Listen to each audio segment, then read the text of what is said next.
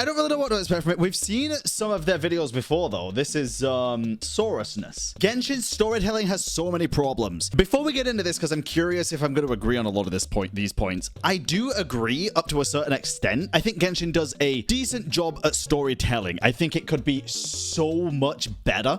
Not necessarily just by adding more cutscenes or whatever, but I think the lore is too scattered in the game. To get very important world lore to fit puzzle pieces from the Archon quest together, you have to do a side quest in an area which doesn't even get updates anymore and read a book that lasts pages upon pages. You know, I feel like very important connections like that should also be connected in the main story, like as you come across them in World Quest or like around the same time. A lot of the times you'll learn about the lore in books and stuff and you find out about it in the quest like a year later, like in the main story. It's kind of crazy, dude. Kind of crazy.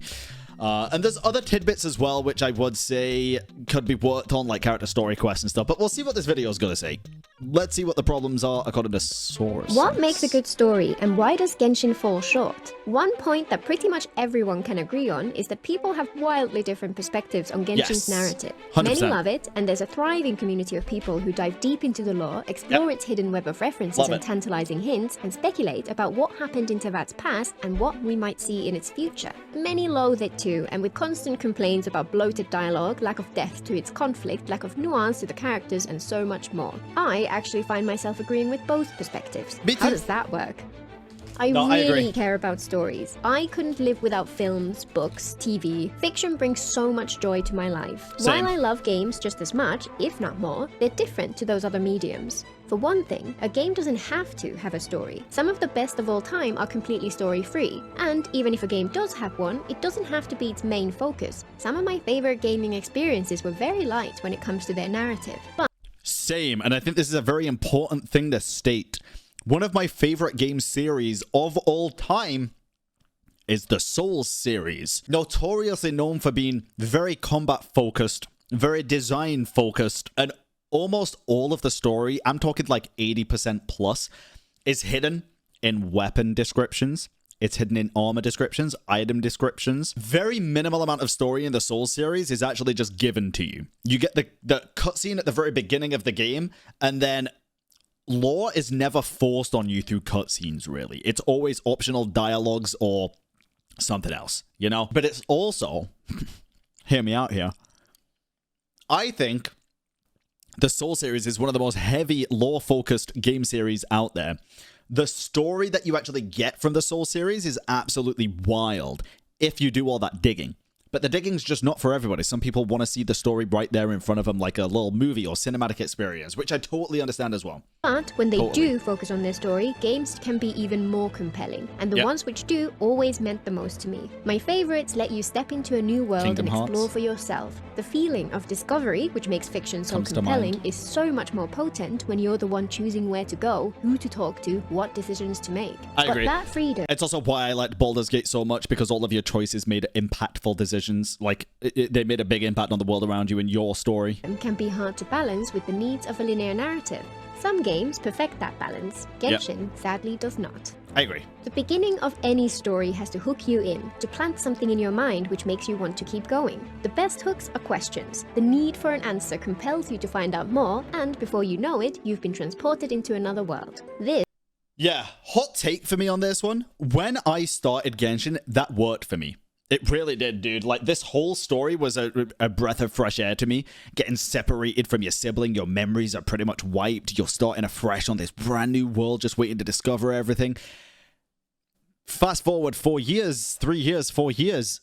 I've seen this same story trope 1,000 goddamn times in different gacha games now. That is not enough to get me, like, hooked on a new game anymore. It's just not. Games need to be doing more and different things. This applies not only to the central narrative, but to side quests and backstory too. The start of Horizon Zero Dawn, for example, filled my mind with questions. Where did Aloy come from? Why did the matriarchs cast her out? What are the robots doing? And why? And who created them? How did the world end? And how did any people survive? Are they From ugly? the first moment, I could not stop searching for answers, and every corner of the world was filled with tiny pieces of the puzzle, and even the side quests felt like I was working my way towards the answers. In Genshin's case, for me, this is hit and miss at best. It took me a long time to get into the Archon Quest storyline. The overarching find That's interesting to me. I got into it very quickly. Your lost sibling narrative is instantly sidelined. Mondstadt and then Liyue's stories didn't have much of a hook, and even Inazuma struggled to really capture my attention despite a more intriguing concept behind the scenes.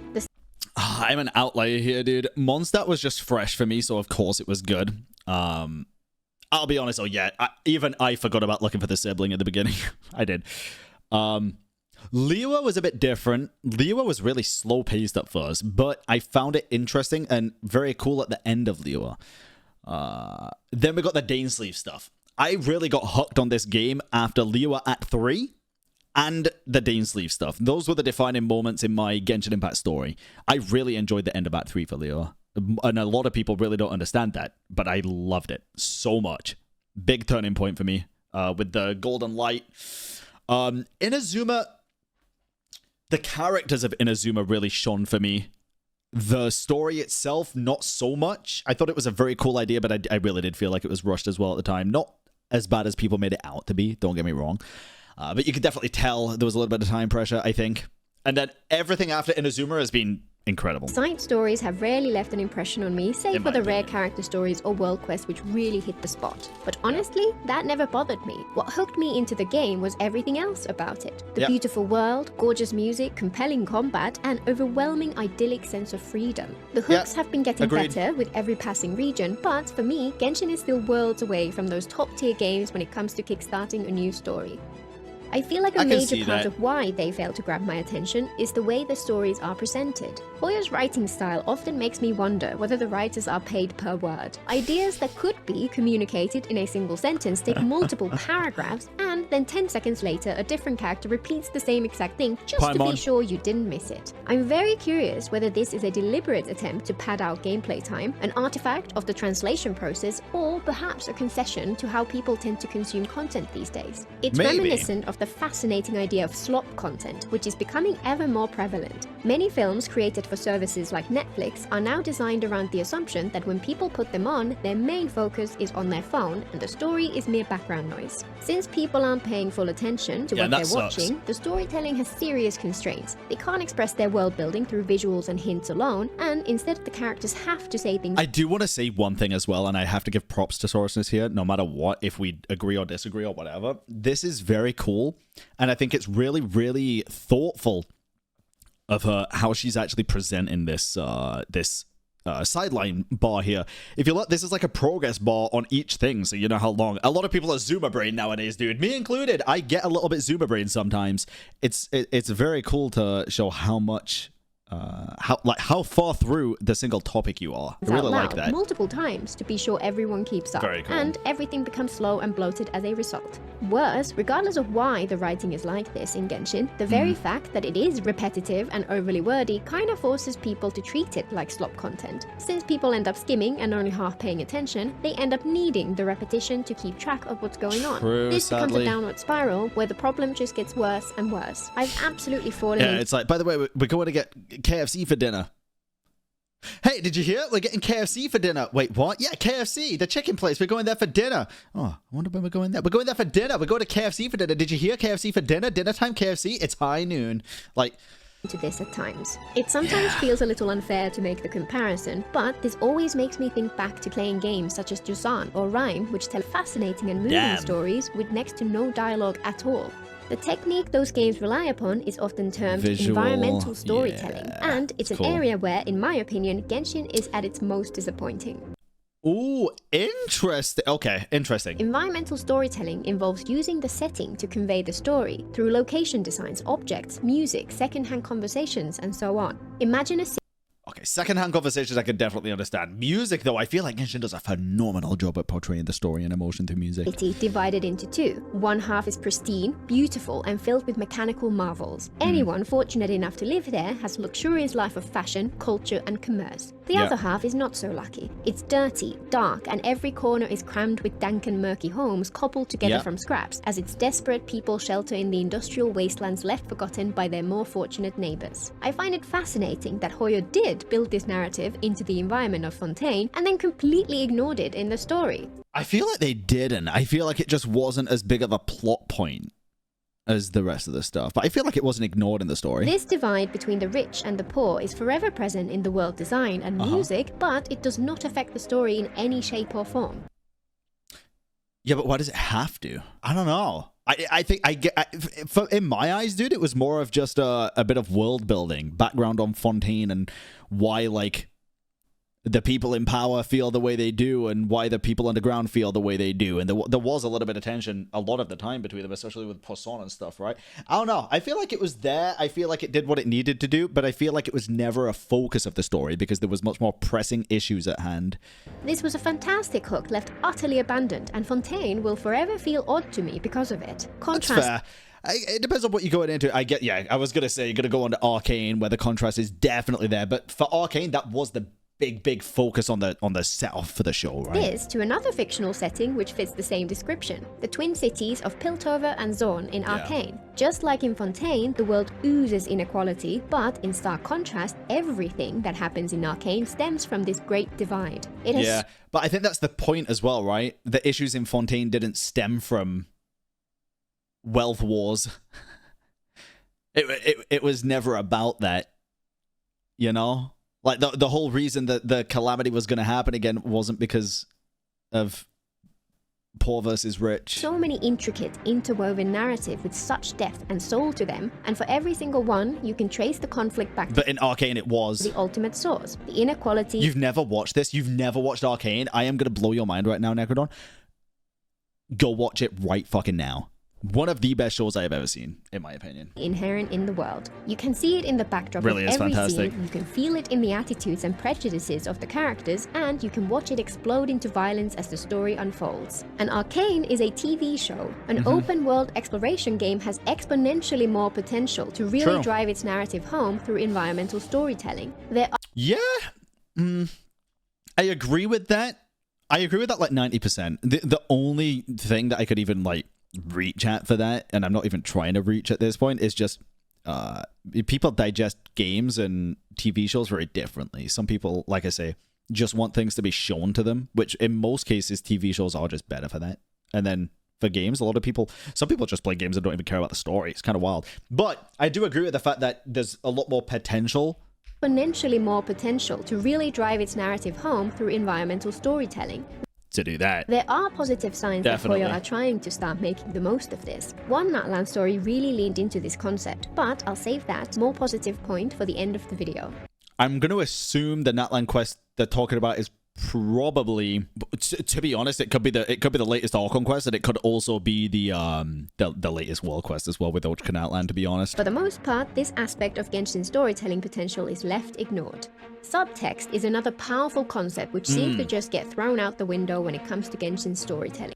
This is a big one for me. It's a reasonable argument, for example, that a lot of the complaints about Paimon stem from the dialogue's aversion to subtext. Subtext is any implicit meaning hidden in the text which is not stated directly. It's a powerful tool for drawing an audience into the story, developing characters, building tension, and adding depth. Fiction, which avoids using subtext, can feel disappointingly shallow.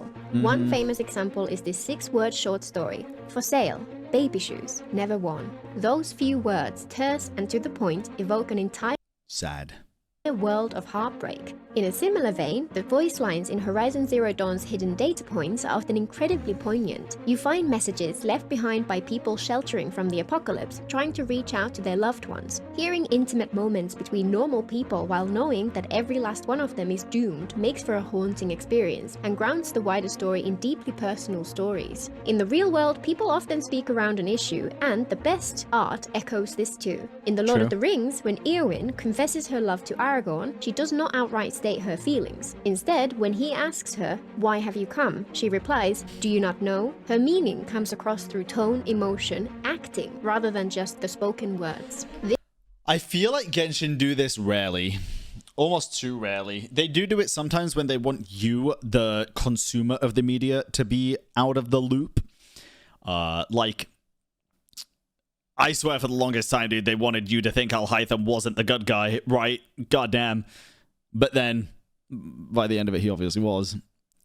He was playing tricks on fucking everybody. They do this, just not often enough, or not to an important enough extent. This friction between what someone says and what they mean lends so much depth to the story. That simple phrasing shows us not only that Eowyn cares for Aragorn, but that she fears her feelings are unrequited. Yet, for example, as well, you could tell with Nahida that she really didn't want to hurt Scaramouche a lot of the time, right? She was saying that she will stop him, she will fuck him up, but she didn't necessarily want to kill him or damage him as a person or a puppet. You know? She has the inner strength to face that fear and let herself be vulnerable. And that's from a mere 4 words. When writers thread subtext throughout all aspects of their story, everything in it becomes so much more alive. Subtext is anathema to slop content, and sadly, Genshin does lean in that direction. Despite that, some of my favorite moments are dripping with subtext. Nahida sacrificing everything she ever really wanted for the good of her people. Purina declining to tell the traveler her secret. These are the moments which stick in my memory, and subtext plays a key part. But these moments are few and far between.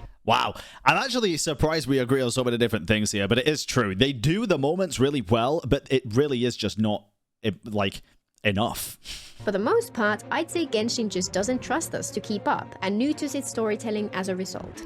Yes, I think that's a big part of it, especially with Paimon repeating everything, just like she said earlier. I think Hoyo do think that the players are skimming through a lot and need constant reminders and probably aren't paying enough attention to pick up on subtle details. But I don't think a story should be catered towards people not giving a shit about the story. I'ma just say it. I think if you are wanting to make a very in-depth story, then make the fucking in-depth story and let the people who want to pay attention to it actually pay attention. Don't cater to the people that are skipping through your shit. Another just add a skip button for them. detail, which is easy to overlook, is cinematography. While Genshin's cutscenes have always been a high point, the same principle should be applied to the rest of the story as well, and this is one area where Hoyo have made huge strides over the years. Cinematography is the art of using visual techniques to tell stories in film. Just like environmental storytelling and subtext, it's a subtle art which can evoke emotion and influence how we experience the narrative. The techniques were pioneered by the film industry. Camera angles, composition, focus, lighting, movement, and so on, but they can all be... The thing is, if somebody skips the story, they won't understand anything, no matter if they add subtext or not. Exactly. So what I'm saying is, instead of catering the storytelling experience to the people that are not paying attention to the story right now, instead, add a skip button so the people that aren't paying attention anyway can just skip through it, and then cater the story to the people paying attention to the story. So then both people are happy. And then if people are complaining that they don't get it because they're not paying attention, that's on fucking them. Put to just as great effect in narrative video games. I don't give a in fuck the at early that versions point. of Genshin, even the most important conversations had incredibly static cinematography. At best, the camera would switch to show whoever was speaking at any given moment. In more recent years, Hoyo have really embraced using dynamic camera angles to make the story feel more alive, and they've really started killing this in Fontaine, in my opinion. And in Natlan, it's just got quite a bit better with Citlali, especially. and express some more emotion, good. even in the more dialogue-heavy scenes. This approach can make the more mundane sections feel much more engaging, though it would be even better if the improved cinematography were to be combined with less clunky dialogue. However, even on this point, Genshin falls far behind some of those games which really nail the storytelling. It does. I do agree with this, but I also understand kind of why. And it's because they are running on a much older engine, and they're also limited to mobile. A lot of people that complain for things like WooWa and things like that, right, also see people complaining tenfold about the performance on shittier devices, mobile devices, lower-end laptops and stuff. So I do kind of get it. It is a big trade-off that you're going to get. And I openly say this all the time. And listen, mobile players are incredibly important. However, if you deny the fact that mobile is holding back the game, then it's just wrong, in my opinion. Mobile as a platform, I think in general, in terms of specs and what the game can push, is holding back Genshin. It just is. But also, it's making them so much goddamn money to be able to put back into the game that it makes it worth it, you know? So, yeah. I don't think the game should stop being made for mobile. It is very much a double-edged sword. It is. But yeah, there's not really a fix for that. It's either stop catering to mobile and lose a mobile customer base which pay through the roof, or just keep it the way it is. Obviously, it's better to just keep it the way it is. For example, the opening sequence of Red Dead Redemption 2 is incredibly cinematic. It truly feels like you're watching a classic Western film, and the cinematography it's not only those things, but the schedule itself. These other games have time to perfect these things. Genshin maybe doesn't. Yeah, but when you see games like Wuwa that do this cinematography a lot better as well, which again is mainly based on that engine that they're using, then it's not really an excuse of time or whatever. Hoyo have the time. They do. They could also employ more people. They have an infinite money glitch, basically, with Genshin. I think it mainly is just due to hardware limitations, mainly. Couples with a fantastic dialogue and environmental storytelling to expertly set the scene, even in the sections where you're directly controlling the character. And then they deliver on that experience throughout the rest of the game with a mix of narrative sequences, which feel like the best of cinema, and player-directed gameplay, which viscerally immerses you into Arthur Morgan's shoes. For me at least, Genshin's story has only come close to that on rare occasions towards the climax of the Archon quest in later regions. I think most of the climaxes of Archon Quest had this, actually, if I'm being completely honest. I think Mondstadt didn't really, but I think everything Liyue onwards did. The end act of Liyue Archon Quest Act 3, that final cutscene had amazing cinematography. The Raiden stuff had great cinematography throughout. It just did. Every region has been pretty good for that. Between their incredible cutscenes and the rest of the game. But again, it's just too few and far between. The more effective their stories will be. When I was first getting into Genshin, all of this combined to make me feel like the story was pretty shallow and cliched, and as a result, I was very happy to lean into the other aspect of the game. However, as the lore community proves, there is far more there than I thought at first. It took maybe a year or so of playing before I really started noticing this. I think it was due to the Hu Tao incident. Long story short, I wanted Thoma, but got Hu Tao instead. I remember talking about disliking her due to her mistreatment of Gigi, and when someone mentioned that there was more to the story, I ventured into the character profile story tab to actually read it through for the first time. Interesting. There was far more nuance than I had expected. Even though the stories are fairly short, they pack a lot into them. Plus, of course, there's more spread across the rest of the text hidden throughout the game. For many of Genshin's characters, the depth written into their backstories never makes it past these obscure pages. That's true, and it's very sad. Some select few are given enough screen time. I still think there should be another version of quests, like we have story quests and hangouts. I think there should be a vision quest or something which ventures into the characters past more. You get to play as like a younger version, or at least see life through their eyes for a bit, or something like that, just to get us let us know the character on a deeper level than we just met them. To have some growth during an Archon quest, but most are left static, and unfortunately, the same can be said for many of the characters' own story quests as well. This may be like Nuvi's story quest, yes. Conflict inherent in how narrative gacha games work. The gacha side is at its most effective when each character is iconic, unchanging, a simple shorthand like this character is a talented dancer, or this one is a workaholic who cares too much, is likely useful when it comes to marketing. Unfortunately, an unchanging character rarely makes for a good story, so many of them end up feeling flat. And this gets worse over time as more characters are added. There's even less time to devote to each character, so when was the last time he was in an event? Their appearances become shorter and shorter, and eventually they become a caricature of themselves. As much as I love him, Ito is a quintessential example of this. And that unexpected depth of lore applies to everything. Artifacts, weapons, wing gliders, outfits, recipes, all of them all of 4.x. Yeah, it's about time it comes back, right? Pages of lore which all ties back together. Entire series of in-game books tell stories which are often subtle allegory or hints at truths long forgotten by the people in the world. Exactly! Yay, some subtext. Genshin is crammed to the brim with deep and intricate lore, which can be incredibly rewarding to those who dive a little deeper. The disconnect is that the breadth and depth of the lore struggles to make its way into the narrative. Whenever I've watched Genshin lore videos, it's like they're speaking a different language. Barely anything they're talking about seems related to anything I've seen in the game at all. Yeah, it's really funny because whenever you watch a Genshin lore video, the references are usually fucking 3 books of religion. The fucking Ars Goetia being a major one. And it's like, forget everything you know about the game, just read Before Sun and Moon and you'll be good. Basically. And then when the lore does get the spotlight, it falls foul of the Learn the periodic table. Other issues like bloated dialogue, which makes it ineffective, and it's not as well integrated into the overarching story. To give an example where this is done right, Dune has some fascinating lore which affects the world in profound and subtle ways and shows up more directly in the story. Take the Mentats, for example. Humans who have been trained to function almost like computers, able to perform logical operations and calculate probabilities. In a surface-level reading of the story, they're intriguing, important to the narrative, and a unique aspect of the world. And that intrigue is the key for me. I generally don't care about lore just for its Dune was sick, by the way. I've seen Dune 2. own sake, but when a story provides an interesting hook which hints at hidden depths, I need to know more. The lore behind the Mentats lives up to its promise. Millennia ago, a war broke out between humans and AI. Humans won the war, eliminating the AI, and ever since it became a taboo. Thou shalt not make a machine in the likeness of a human mind. The consequences of this ripple outward, affecting everything about Arrakis and the rest of the Empire, and it's fascinating to think about. For my tastes, in Genshin, there's an odd disconnect between how deep and interesting the lore is and how much of it the story actually encourages me to care about.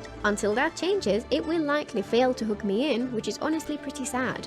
Another place where Genshin often falls short for me is in how well it explores its themes. Themes are the underlying messages or central ideas that stories explore. Because also, here's the thing, right?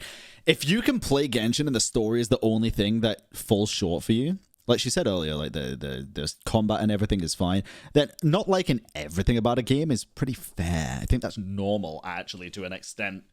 For me, I really liked the combat in the beginning of Genshin. Dude, I'm gonna keep it a buck with you real quick. The story is the one thing keeping me hooked on this game.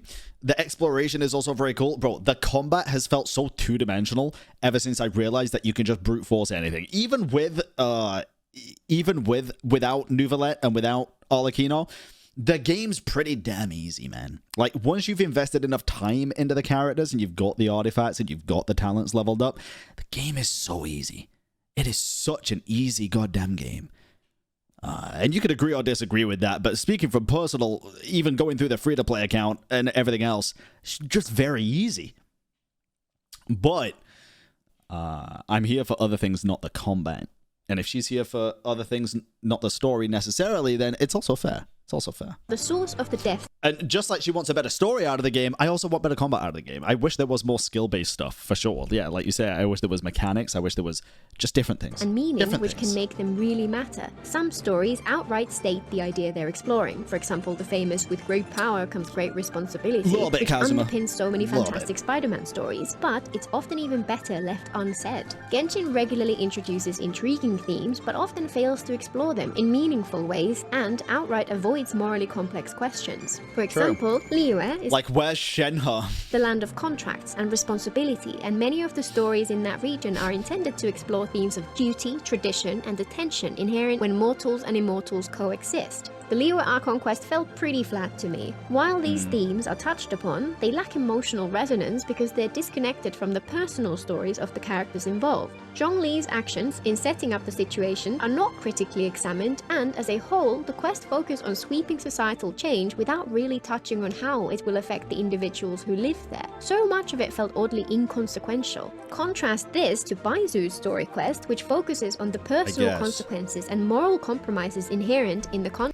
This shit nearly made me fucking cry, dude. Baiju story quest, my god. Which defines his life. Everything about his situation is deeply tied to these ideas, how it twists his life and that of those around him, and what he intends to do to solve his problems. The story's scope is much smaller than the Archon quest, but despite that, it felt so much more meaningful to me. Yeah. Or, for example, two ever-present themes in Horizon Zero Dawn are misuse of power and identity and belonging. These themes are core to the world building and Aloy's personal situation respectively, but they're also thoroughly explored through other characters, situations, and conflict that Aloy encounters throughout the story. Seeing these ideas through different lenses adds a ton of depth and resonance to the game. Some of Genshin's stories do a fantastic job of this, and they're always the ones— You feel like the half of avoiding complex topics is due to censorship laws?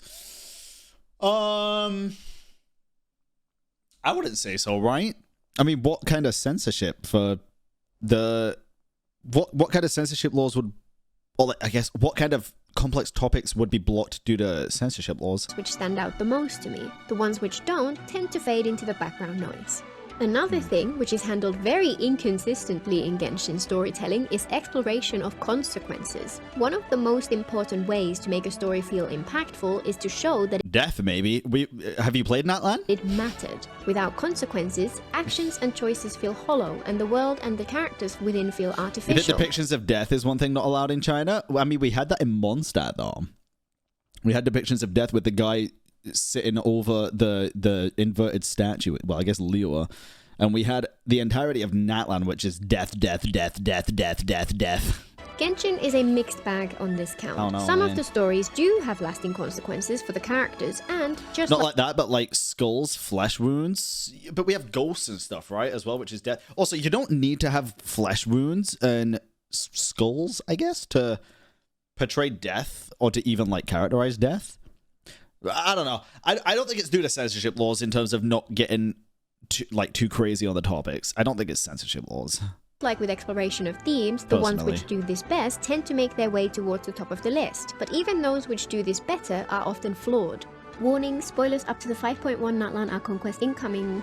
Take the ending of Fontaine Archon quests, for example. By the time it's over, the country no longer has an Archon, Neuvillette ancient power is restored, and the entire nation is finally free from life under the shadow of a prophecy predicting its doom. But while that story had some profound consequences for many characters, it was bizarre to see it have so little impact on the world itself. During the finale, the entirety of Fontaine is devastated by a gigantic flood. But the moment the waters drain away, the world returns to the exact same state it was in beforehand. No buildings were damaged, no trees were knocked over, no animals were harmed. After the epic conclusion to the story, to instantly go back to an unchanged world is so jarring. That same thing happened after the Natlan War sequence, in stark contrast to the rest of the quest. Some of our decisions have clear consequences, which was a very nice touch, though it ended up feeling more like a callback to the things you did do, and it avoided showing the consequences of the choices you didn't make. The quest had some harrowing moments and incredible cutscenes, but once again, the moment after it was over felt a little off, and the world instantly went back to its usual state. The follow-up interlude quest seemed at first glance like it was going to explore the consequences of war on people's mental health, but instead it treated such a deep subject in an incredibly shallow way. Imagine if, instead, after these earth-shattering events, the world itself was left in disarray. You could have small quest lines to help people, or little tasks in the open world which restore locations to their former state. The war in Natlan could have left patches of abyssal corruption across the landscape which we can help clear up, just like the withering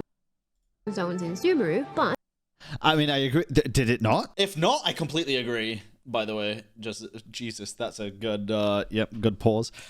I feel like she's leaving out a ton of context. I mean, for sure, yeah. It might be nitpicking a bit, but I think it's fine to nitpick on certain things. We cleared up most of them in the quest. I guess she also actually, it does make sense, actually. No, now that I think about it, no, it wouldn't make sense for new patches of the Abyssal Corrosion to show up. Would it make sense? Because Yogg-Sothoth is gone. In retreat. We are literally in an interim period while everybody is blindsided and recovering and waiting to continue the war. So yeah, no, I think it makes sense to not. Better integrated into the story. Even better if these kinds of things are built into the world in a more subtle way. I always loved the detail like this in Red Dead Redemption 2. For example, early on, there's a family building a house near the outskirts of Valentine. If you help them, you can come back later to see that their house is finished. If you kill them, it's left abandoned. Lasting consequences for player actions make the world feel so much more alive, and I do think that's huge. I do think that's very cool. However, and this is me very much playing, what do you call it? Both sides here. It is awesome. It's incredibly cool. But again, talking about mobile limitations and stuff like that, I think the only time that has ever been a thing is the Zhao's temple, right? Not Zhao's temple. What's his name? I always forget. Zhao's buddy's temple. Pavesi's, yeah. But the thing is, if there was multiple of those, wouldn't the game technically have to render two totally separate things and have that stored just in case you decide to do one or the other and stuff, and that just add onto the storage and add onto the storage? I genuinely don't know. I might just be blindsided to the logic of this, to be honest, and that's very possible. That might not be a problem at all, but yeah, I don't know. It's left abandoned. Lasting consequences for player actions make the world feel so much more alive and make it feel like your actions matter, even when they're inconsequential. And of course, there's also Baldur's Gate 3, which takes this idea to Yeah, I'm a say one thing though, and listen, you might not go very far with this, but I think comparing any game to Baldur's Gate 3, especially a mobile gacha game, is kind of unfair. Baldur's Gate 3 is almost perfection, and it took like 15 years for a game of this caliber to even come out, one of a kind. Probably not going to happen for the next 15 years. But a mobile gacha game, even with all the fucking money in the world, it's never going to compare to this. I'm sorry. It's just not. Sadly, the places where this does happen in Genshin tend to be either a negative A 1 second comparison is perfectly fine by me. experience or one which is underwhelming. Every time you interact with one of the Aranara in Sumeru, it goes away to the Aranara kingdom, leaving just a little less magic in the rest of the forest every time. I wish that instead we'd have just helped them in some other way and they had stayed in their little home scattered throughout the world forever.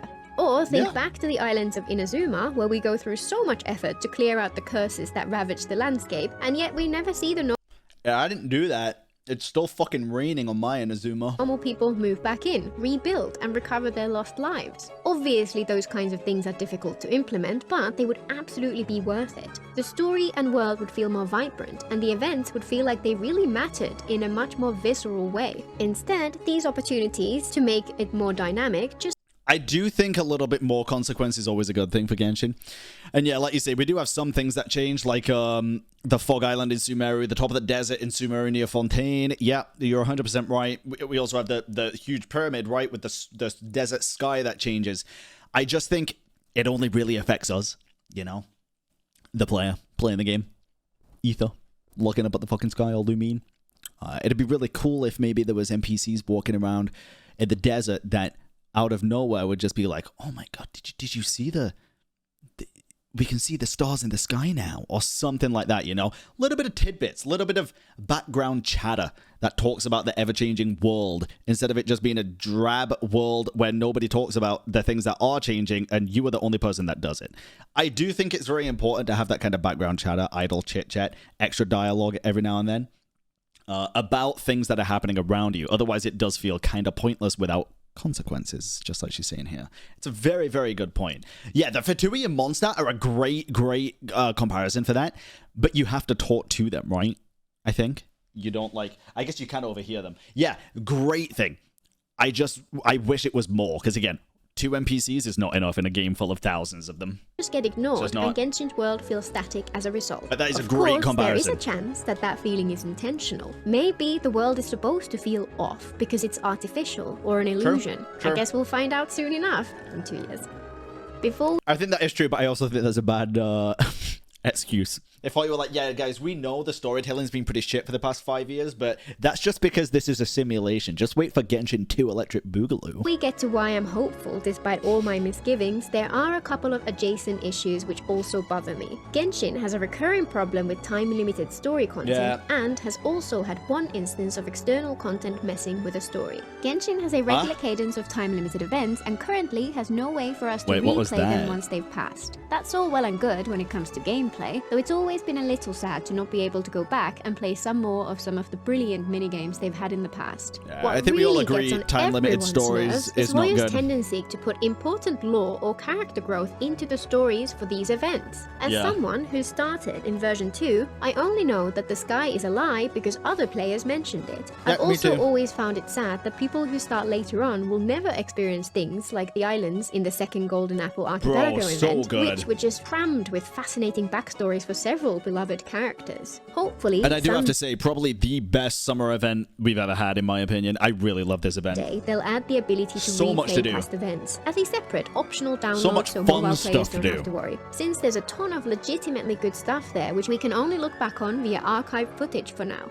As to the external story content problem, this was a one-time thing which I've been surprised to not see discussed anywhere. Before Arlecchino was released, Hoyo dropped a fantastic animated short exploring some of her backstory. The character... Oh yeah, that basically spoiled her whole story quest, and I actually do think that's the case. It spoiled a hell of a lot of the story quest and made you unattached to the main characters involved in it, and everybody disagreed with me and shit on me for this take, which was very strange in my opinion. Who appeared in the animated short ended up being central to Arlecchino's story, story quest. Yeah. The problem? If you hadn't seen the short before Doesn't spoil it. It takes away any emotional attachment you're pretty much going to have because you know already what the situation is. You don't have to wait for Arlecchino to fucking snap her fingers and figure it out. You already know from the get-go, and it's just like, why am I doing this? the story quest, at many points it would be near incomprehensible because you were left without... I don't think so. It added context. Okay, but think about it my way, okay?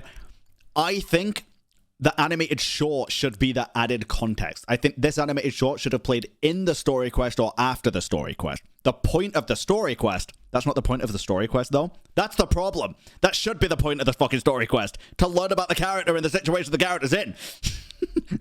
The problem is story quests aren't about the character enough.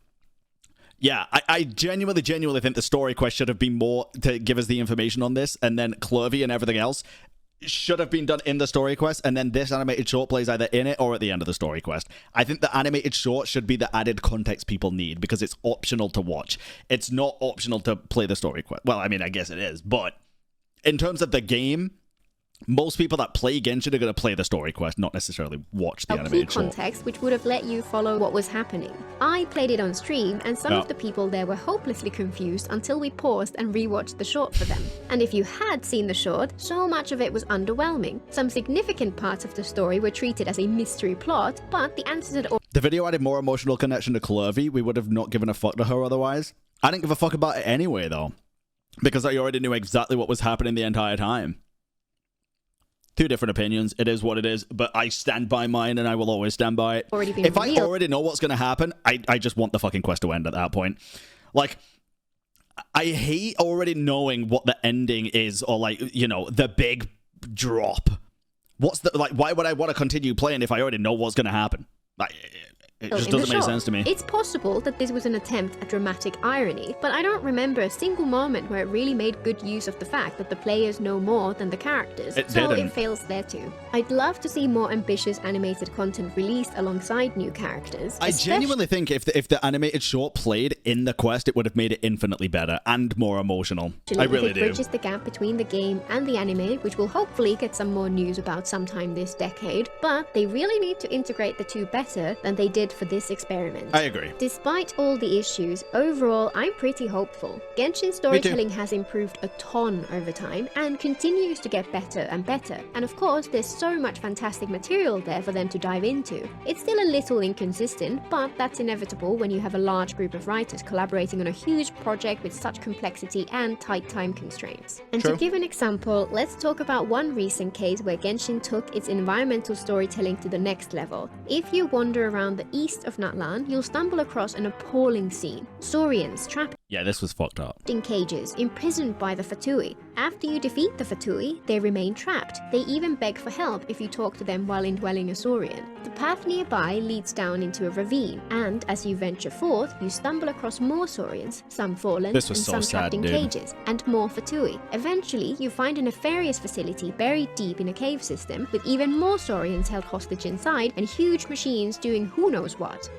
I was angry at first when I saw all the dead ones, and then I saw the ones in cages, and I was sad. Also freeing the captives, you explore the cave system, solve puzzles, and fight enemies, eventually shutting down the facility and driving the Fatui away. And all of that happens without a word of dialogue. That whole experience was so much more engaging for me than the vast majority of quests in Genshin, and it made fantastic use of many of the story techniques I've been pointing out in this video. The simple hook of why are these poor dinosaurs imprisoned, how can I save them, was utterly compelling for me. The story was told almost entirely through the environment and the actions that the player is pushed to take. Natlan has been filled with smaller moments which follow this approach, and each of them has been a joy to see. But with the Phlogiston Research Center, Hoyo took it further than they have before, and I'm so happy to see it. Let's hope they add more of the same.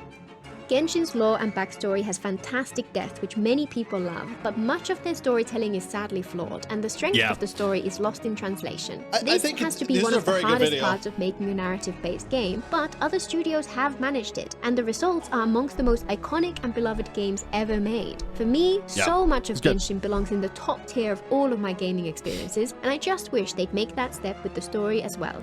The biggest thing holding Hoyo back is that they need to trust the audience, and I guess it's kind of understandable if that's a little daunting. Until next time. I kind of disagree. I do agree with the fact that they should just add the skip button and trust that the people who want to skip will skip and the people that don't won't. And then to make the story a little bit more constructed better for the people that just want to enjoy the story and play the story, you know. I do think that's pretty important. Will that happen? I have no idea, dude. Probably not.